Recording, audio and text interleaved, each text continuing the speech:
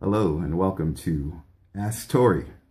I'm Tor're Sanz and this is my channel, of course, The Sanz Show. I wanted to do something different, something new for the new year, where I take questions. As you know, for those of you that have followed me on the internet for a while, for the past several years, I had a show called The Sanz Show where I'd actually have a panel. We'd sit down and we discuss a lot of the current events, a lot of the latest happenings around the world, and also answering your emails about sex, relationships, love, whatever it may be. You send us the email and we'd answer quite candidly at that. So what I wanted to do is I wanted to start back to answering your questions. Be sure to send all of your questions to me. Anything you want to ask. If it's something personal about myself, whether it's about relationships, career, whatever it may be, feel free to send your emails to torresanz@gmail.com. That's TORRESANZ@gmail.com, and I'll be sure to get back with you by answering with a video reply. I have like a list of things here of questions that people have actually sent to me over the past several months.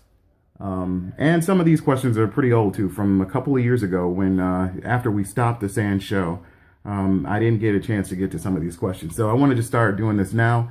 And hopefully I'll be able to get back some of my old followers and gain a lot of new ones as well. So let's start off with the first question here.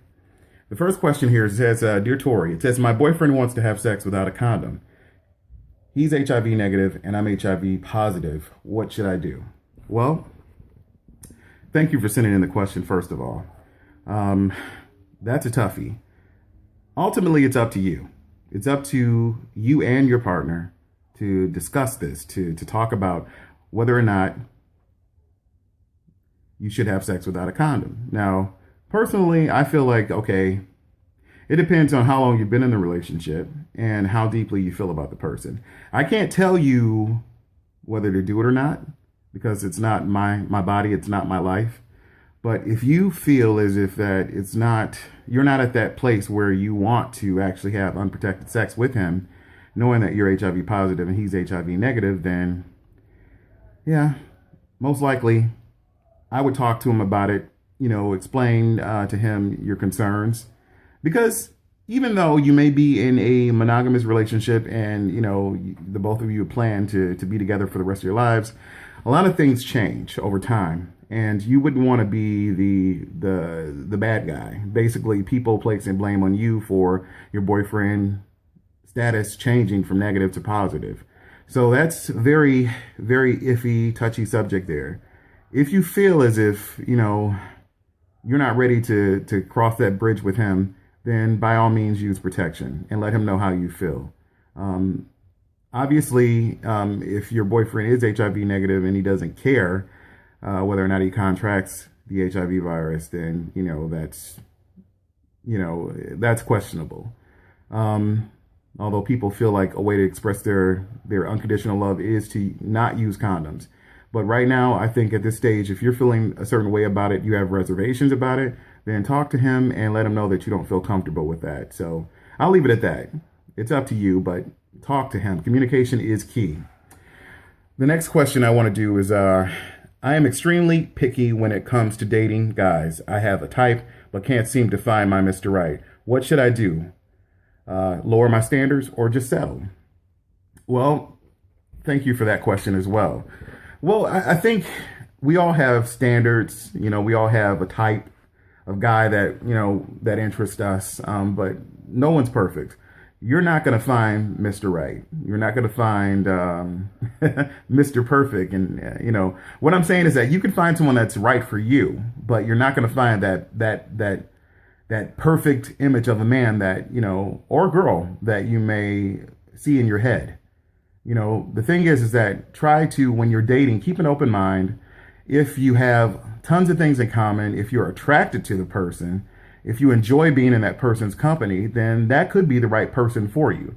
Maybe if the person doesn't look like Terrell Owens or Tyson Beckford or, I don't know, Mario Lopez, you're not going to be able to find that person. Do you think that Will Smith and Jada Pinkett, think of themselves as the perfect couple? No, obviously they don't. they're human, you know, and of course they have their flaws. They're both beautiful people, but at the end of the day, Jada has found the guy that works right for her, and Will has found the woman that works right for him. So my opinion is basically try to keep an open mind. Don't settle for anything, but try to keep an open mind. If there's a lot of things on that checklist of yours that are there when getting to know the person, but the person may not be the certain type of height that you're used to, or may not be the same skin color that you're interested in, then, you know, some things you have to kind of bend, you know, because at the end of the day, you're the one that needs to be happy in the relationship. But being picky isn't a bad thing, but doesn't necessarily mean that you're going to find that person. And sometimes we lose out on the chance of being with the right person for us because we're so blindsided by all the things that we think we should have. It's not all about what we want. It's about what we need. So that's what I'm thinking. So hopefully that advice helps you out a little bit. All right. Well, I'm going to wrap this up right now. Every video should be a little bit under 10 minutes. But I want to promote something right quick. It's this book. It's 30 and Single, which is a book that was actually written by my sister, Crystal Hall. You can order this on Amazon. It's a pretty reasonable price, and it's a very good book, and it's for a lot of people, whether you're married or you're single, you're gay, or you're straight. This is about her life experience as a straight woman, as a single woman, and being in her 30s and still having yet connected with the love of her life.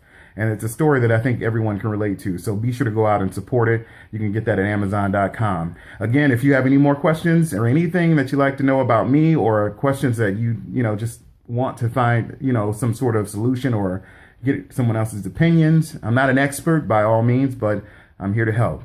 Of course, my email address is torresanz@gmail.com. That's TORRESANZ@gmail.com. Hope to hear from you, and I'll see you guys next time. Thanks for watching.